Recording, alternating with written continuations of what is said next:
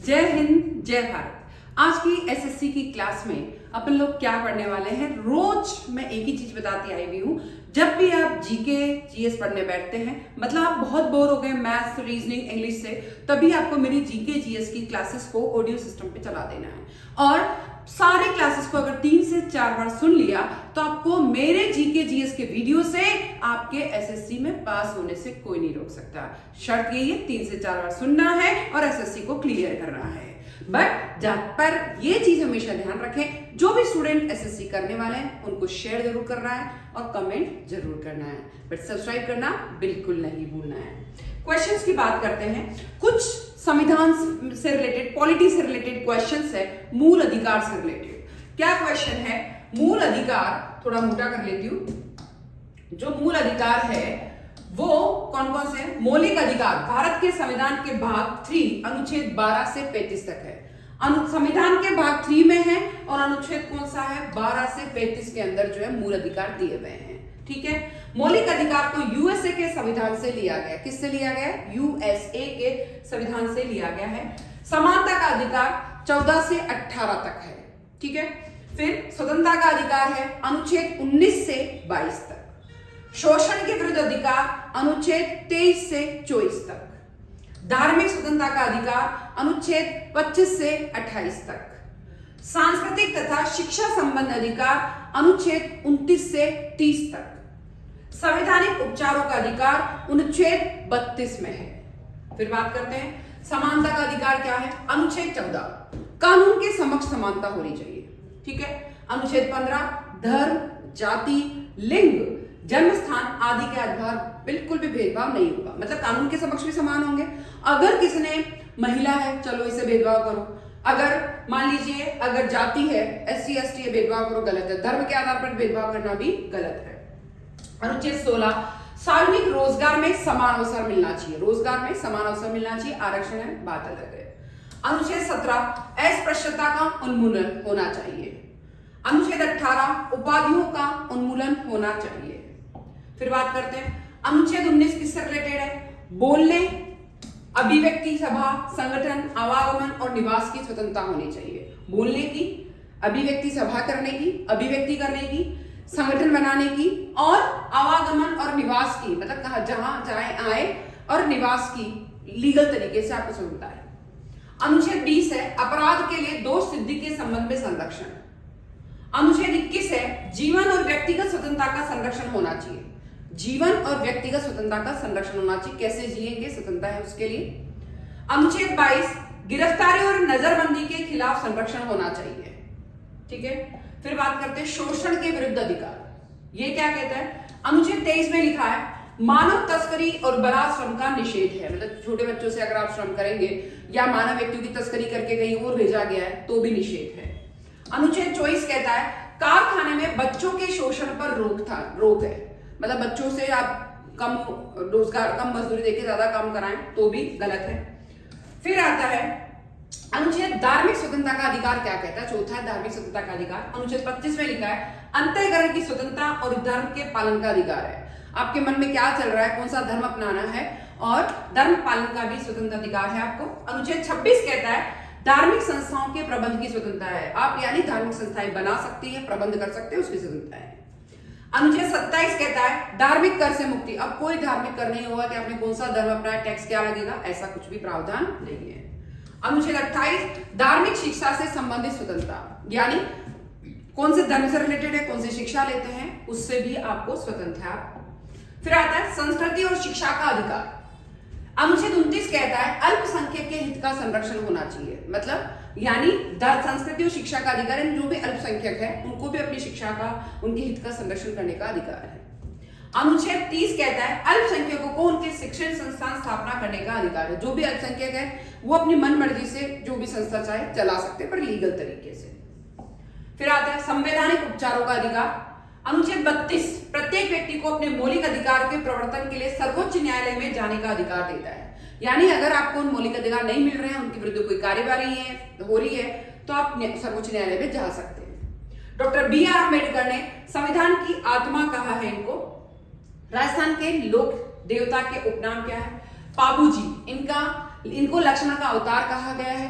ऊंट का देवता कहा गया है, गाय के मुक्तिदाता कहा गया है और प्लेग रक्षक देवता कहा गया है बाबूजी को। ठीक है। तेजाजी काला और बाला का देवता कहा गया है, कृषि कार्य के उपकारक देवता कहा गया है और इन्हें धोली का वीर भी कहा गया है। गोगा जी सांपों का देवता कहा गया है और जाहर पीर भी कहा गया है।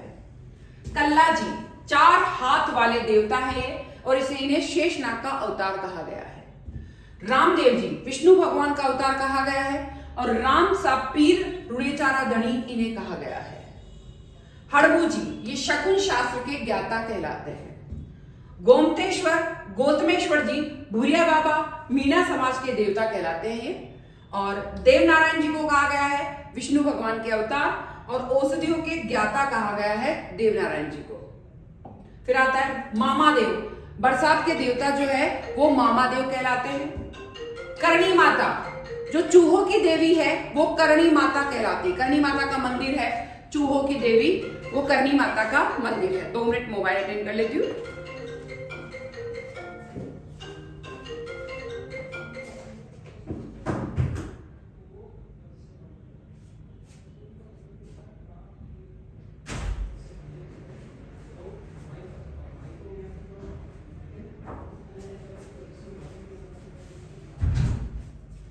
अब बात करते हैं जम्बो जी। ये कौन है भाई? करणी माता का मंदिर चूहों की देवी है।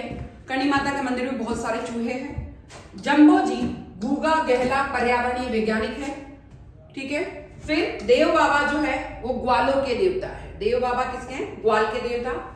डूंगर जी जवाहर जी 1857 की क्रांति के लोक देवता जो है वो डूंगर जी जवाहर जी है। बोम्या जी ये भूमि रक्षक देवता है। क्षेत्रपाल जी खेतला जी क्षेत्र रक्षक देवता है, क्षेत्रपाल जी। वीर बिग्गा जी ये जाखड़ समाज के देवता है। फिर बात करते हैं 1857 का जो विद्रोह हुआ था उसके बारे में इंपॉर्टेंट चीज। 1857 का विद्रोह का क्रम, क्रांति की तिथि और स्थान। 28 मई 1857 को नसीराबाद में विद्रोह हुआ। 31 मई 1857 को भरतपुर राज्य में विद्रोह हुआ। 3 जून 1857 को नीमच में विद्रोह हुआ। फिर 10 जून 1857 को देवली छावनी में भी विद्रोह हुआ। 14 जून 1857 को टोक राज्य में विद्रोह हुआ। 11 जुलाई 1857 को अलवर राज्य में विद्रोह हुआ।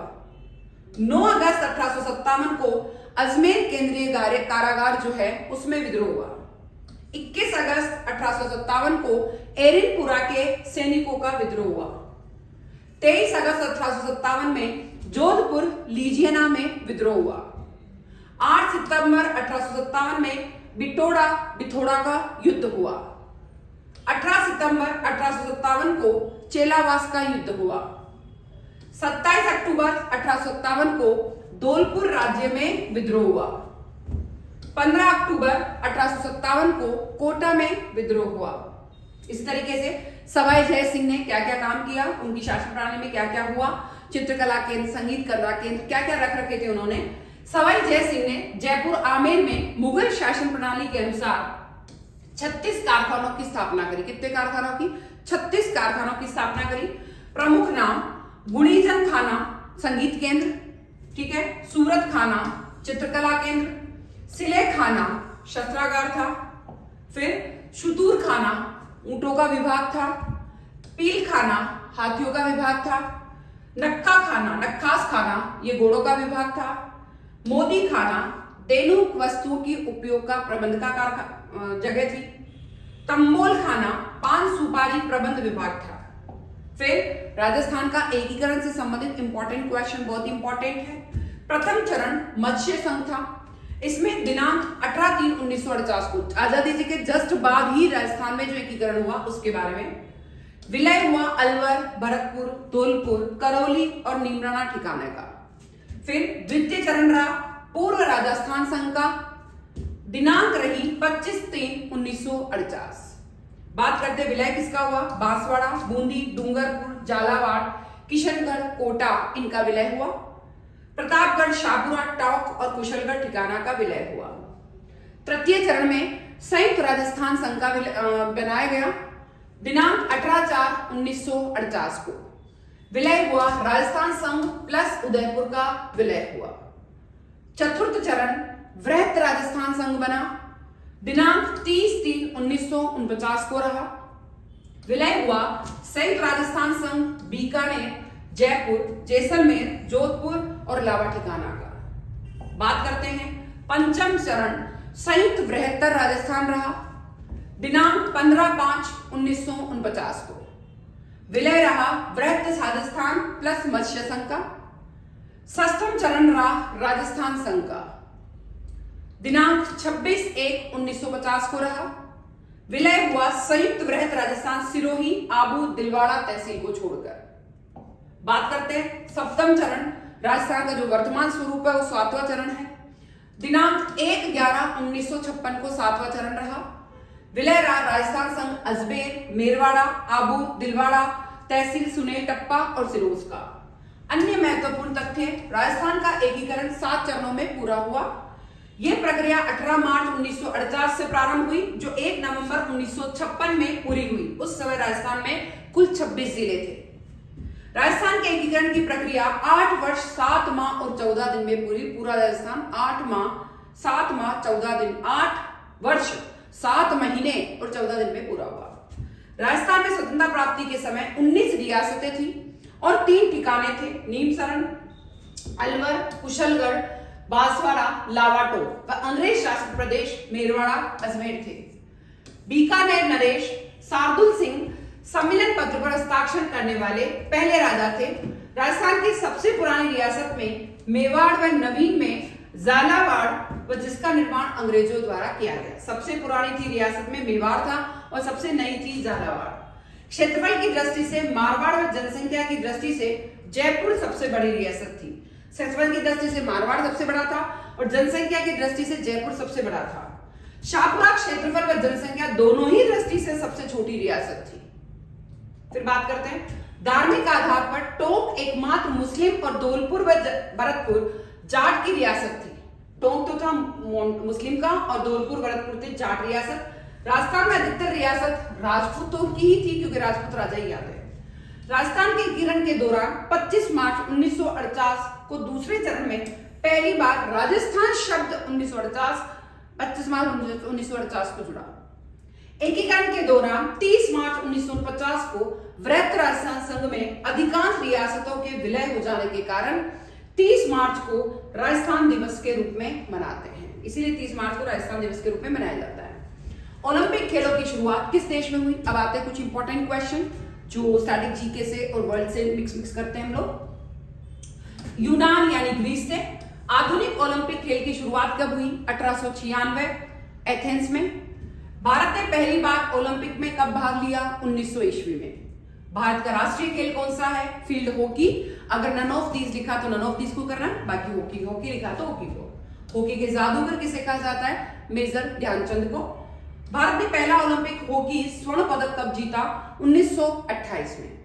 भारतीय क्रिकेट टीम ने पहला विश्व कप कब जीता? 1983 में। पहला क्रिकेट विश्व कप कहां हुआ? 1975 को इंग्लैंड में हुआ। भारत का पहला टेस्ट क्रिकेट मैच कब खेला गया? 1932 में खेला गया। फुटबॉल का मक्का भारत का कौन सा शहर कहलाता है? केलकटा। फीफा विश्व कप कितने साल में एक बार होता है? फीफा विश्व कप 4 साल में एक बार होता है। क्रिकेट का भगवान किसे कहा जाता है? क्रिकेट का भगवान हम सचिन तेंदुलकर को कहते हैं। भारतीय महिला टेनिस की स्टार खिलाड़ी कौन है? वो है सानिया मिर्जा को कहा जाता है। बैडमिंटन में भारत का पहला ओलंपिक विजेता कौन थे? साइना नेहवाल 2012 कांस्य पदक विजेता। ओलंपिक पद जीतने वाली पहली भारतीय महिला कौन थी? कर्णम मल्लेश्वरी 2000 वेट लिफ्टिंग पहली भारतीय महिला थी। भारत का पहला व्यक्तिगत ओलंपिक स्वर्ण पदक विजेता कौन है? अभिनव बिंद्रा 2000 शूटिंग में रहे। महिला क्रिकेट विश्व कप भारत ने कब जीता? अभी तक नहीं जीता। कबड्डी का जन्म किस देश में हुआ? भारत में। कबड्डी का पहला विश्व कप कहां हुआ? 2004 में मुंबई में। भारतीय शतरंज के ग्रैंड मास्टर कौन है? वो है विश्वनाथ आनंद। कॉमनवेल्थ गेम्स 2000 कहां हुए थे? ये न्यू दिल्ली में हुए। भारत ने कब पहली बार एशियाई खेलों की मेजबानी की? वो करी थी मेजबानी 1951 में न्यू दिल्ली। फिर है टोक्यो ओलंपिक 2020 में भारत ने कितने पदक जीते थे? 7 पदक जीते। नीरज चोपड़ा ने कौन से खेल में स्वर्ण स्वर्ण पदक जीता, भाला फेंक प्रतियोगिता में स्वर्ण पदक जीता। फिर आता है सबसे ज्यादा ओलंपिक पदक किस खिलाड़ी ने जीते? माइकल फेल्प्स स्विमिंग में 28 पदक जीते। पहला क्रिकेट विश्व कप विजेता देश कौन सा था? वेस्ट इंडीज था। T20 वर्ल्ड कप 2007 का विजेता कौन थे? भारत थे। भारत का राष्ट्रीय क्रिकेट स्टेडियम कौन सा है? राष्ट्रीय cricket stadium Eden garden Kolkata में है। आईपीएल की शुरुआत कब हुई? 2008 में। सबसे ज्यादा ग्रैंड स्लैम जीतने वाली महिला कौन है? Serena Williams. सबसे ज्यादा रन बनाने वाला भारतीय क्रिकेटर कौन है? सचिन तेंदुलकर। महिला हॉकी टीम की कप्तान 2025 में कौन थी? सविता पुनिया। क्रिकेट में गॉड ऑफ साइड किसे कहा जाता है? सौरव गांगुली को। भारत में क्रिकेट कंट्रोल बोर्ड बीसीसीआई की स्थापना कब हुई? 1928 में। भारत का पहला एथलेटिक्स पदक विजेता कौन है? नॉर्मन प्रिचार्ड, जो कि 1900 में लाया था। सबसे ज्यादा गोल करने वाला भारतीय फुटबॉलर कौन है? सुनील छेत्री। अंतरराष्ट्रीय ओलंपिक समिति आईओसी की स्थापना कब हुई? 1894 को। ओलंपिक ध्वज पर कितने रिंग होते हैं? 5 रिंग होते हैं। टेनिस का विंबलडन टूर्नामेंट किस देश में होता है? इंग्लैंड में। भारत की पहली महिला बॉक्सर जिसने ओलंपिक पदक जीता कौन है? Mary com. पिक्चर भी बनी इस पे। विश्व शतरंज चैंपियन 2023 किसने जीती? डिंग लिनेन, जो कि चीन के हैं। पहला भारतीय महिला ग्रैंड मास्टर कौन थी? सुब्रांशु गुहा या सुदाशा? गलत है, सही है सुब्रांशु। क्रिकेट में पहला दोहरा शतक ओडीआई में किस भारतीय ने बनाया था? सचिन तेंदुलकर ने 2010 में बनाया था। कबड्डी वर्ल्ड कप में सबसे ज्यादा खिताब किस देश ने जीते? भारत ने। हॉकी इंडिया की स्थापना कब हुई? 2009 में हॉकी इंडिया की स्थापना हुई। एशियन गेम्स 2023 कहां हुए? ये हुए थे होंगजो, चीन में। टोक्यो ओलंपिक 2020 में भारत का ध्वजवाहक कौन था? वो था मनप्रीत सिंह। ओलंपिक खेलों का आदर्श वाक्य क्या है?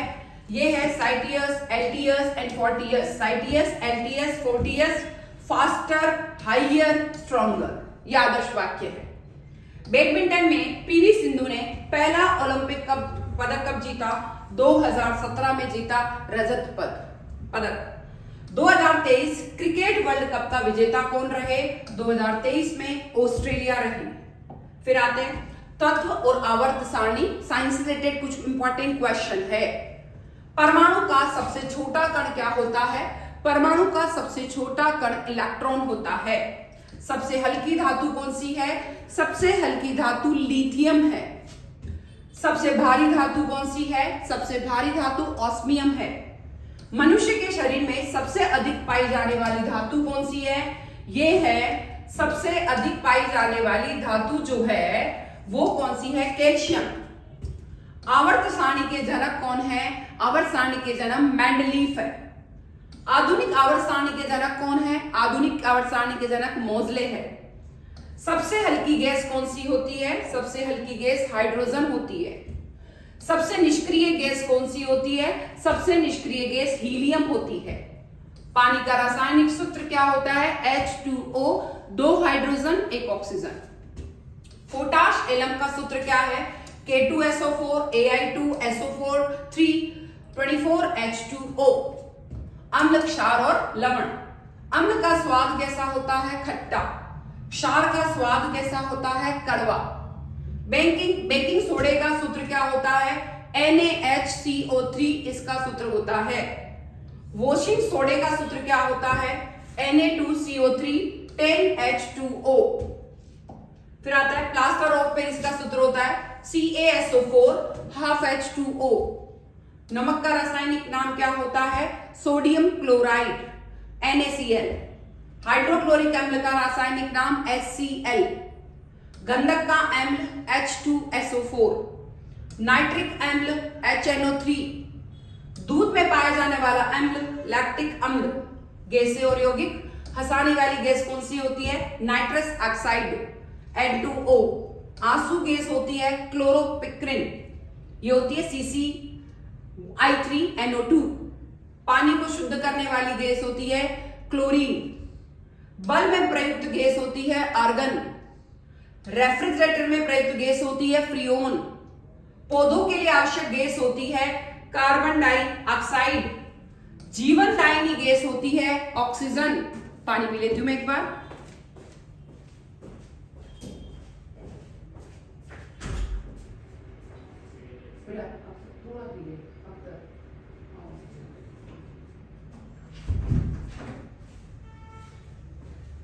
पानी पी लिया मैंने। सबसे जहरीली गैस फोस्जीन होती है, फोस्जीन। ग्रीन हाउस गैस कौन सी होती है? Carbon dioxide, methane. Soda water में घुली गैस होती है CO2। धातु रह धातु में कौन सी होती है? सबसे अधिक तन्य धातु होती है सोना।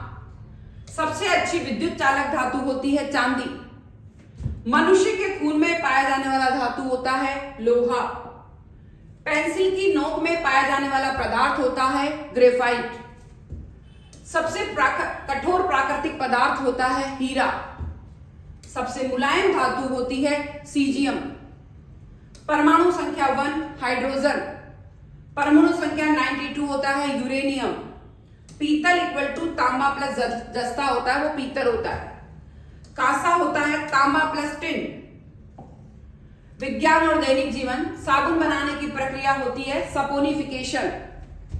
पानी को जीवन का आधार कहा जाता है रासायनिक विलय होने के कारण। रासायनिक विलय हो जाता है। माचिस की तीली के सिर पर फास्फोरस होता है। पेन का इंक डाई और सॉल्वेट होता है। LPG का मुख्य घटक होता है ब्यूटेन। CNG का मुख्य घटक होता है मीथेन। दूध सफेद क्यों होता है? केसीन प्रोटीन के कारण। नींबू में पाया जाना वाला अम्ल होता है साइट्रिक एसिड, जो खट्टा होता है। टमाटर में पाया जाने वाला अम्ल होता है ऑक्सैलिक अम्ल। अम्लीय वर्षा का कारण होता है SO2 और NO2। उपयोगी यौगिक कौन से हैं? गन पाउडर, सल्फर, चारकोल और पोटेशियम नाइट्रेट होता है। चीनी का रासायनिक नाम होता है सुक्रोज। ब्लू विट्रियोल होता है CuSO4 5H2O।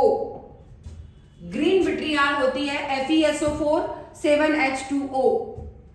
लाल फोस्फोरस होता है माचिस की डिब्बी। Bleaching powder CaOCl2। सिरका एसिटिक अम्ल CH3COOH। कोयले का शुद्ध रूप होता है एंथ्रासाइट। पेट्रोलियम का शुद्ध रूप होता है ऑक्टेन। प्राकृतिक गैस का मुख्य घटक होता है मीथेन। अब होता है ऊर्जा और ईंधन के बारे में। एटम बम का सिद्धांत कहलाता है नाभिकीय विखंडन। हाइड्रोजन बम का सिद्धांत कहलाता है नाभिकीय संलयन। सौर ऊर्जा का स्रोत होता है हाइड्रोजन संलयन। रॉकेट ईंधन होता है हाइड्रोजन प्लस ऑक्सीजन। परमाणु रिएक्टर में प्रयुक्त धातु होती है यूरेनियम। परमाणु रिएक्टर में मंदक होता है ग्रेफाइट। हाइड्रोजन को भविष्य का ईंधन कहा जाता है। प्राकृतिक गैस होती है फोसिल ईंधन। डीजल का मुख्य हाइड्रोकार्बन होता है एल्केन। बायोगैस का मुख्य घटक होता है मीथेन। अन्य महत्वपूर्ण तथ्य, पीला फास्फोरस होता है विषैला होता है जहरीला। नियोन गैस विज्ञापन साइन में प्रयोग होती है। शुष्क बर्फ ठोस होती है CO2। पोटेशियम फोटोसिंथेसिस में क्लोरोफिल और सूर्य का प्रकाश होता है फोटोसिंथेसिस में। लोहे पर जंग Fe2O3 XH2O into H2O। दांतों की परत कैल्शियम फॉस्फेट। हड्डियां कैल्शियम और फास्फोरस। ग्लूकोज का सूत्र होता है C6H12O6। हीमोग्लोबिन की धातु लोहा Fe। क्लोरोफिल की धातु मैग्नीशियम Mg। रॉकेट में प्रयुक्त तरल ऑक्सीजन LOX होता है। PVC का पूरा नाम पॉलीविनाइल क्लोराइड होता है। नायलॉन एक कृत्रिम रेशा होता है। रबर पॉलीमर होता है। कांच सिलिका का रूप होता है। हीरा कार्बन का क्रिस्टलीय रूप होता है। फुलरीन कार्बन का अनुरूप होता है। सुपरकंडक्टर पारा मरकरी होता है। सबसे हल्की धातु लिथियम होती है। सबसे घना तत्व ऑस्मियम होता है। अंतिम 10 शॉर्ट नोट्स। रेडियोधर्मी तत्व की खोज किसने करी? हेनरी बेकरल ने। रोडोन गैस रेडियोधर्मी गैस होती है। पोलोनियम की खोज किसने करी? मेरी क्यूरी ने। गैल्वेनाइजेशन जस्ते की परत चढ़ाने के लिए। एलोय स्टील होता है लोहा प्लस कार्बन। स्टेनलेस स्टील होता है लोहा plus chromium plus nickel. Sodium chloride होता है नमक। ऑक्सीजन का द्रव्य रूप होता है नीला रंग। सबसे पहला कृत्रिम तत्व टेक्नीशियम होता है हुआ। तत्व की सबसे छोटी इकाई होती है परमाणु। तो इस तरीके से आज बहुत इंपॉर्टेंट साइंस के क्वेश्चन पढ़े, संविधान के बारे में पॉलिटी के क्वेश्चन पढ़े, स्टैटिक जीके के क्वेश्चन पढ़े, खेलों के बारे में पढ़ा। आज बहुत इंपॉर्टेंट पढ़ा है। आज की क्लास अगर आपकी सक्सेस हो गई, 3 से 4 बार सुन लिया, तो आपको इस क्लास में, इस एग्जाम में पास होने से कोई नहीं रोक सकता। शर्त यही है 3 से 4 बार सुनना है। और क्या सब्जेक्ट चाहिए, मैं सभी स्टूडेंट्स की डिमांड को कि क्या क्या टॉपिक उनको पढ़ना है, उस डिमांड के अकॉर्डिंग मैं क्लासेस सेट कर रही हूँ और वो रोज वही पढ़ा रही हूँ। तो इसीलिए आप भी रोज बोलते रहे हमें क्या टॉपिक पढ़ना है। हमेशा आपकी डिमांड के अकॉर्डिंग, आपके जो है कमेंट के अकॉर्डिंग क्लासेस पढ़ाई जाएगी। जब तक आपको लाइक शेयर सब्सक्राइब तो जरूर करना है। जय हिंद, जय भारत।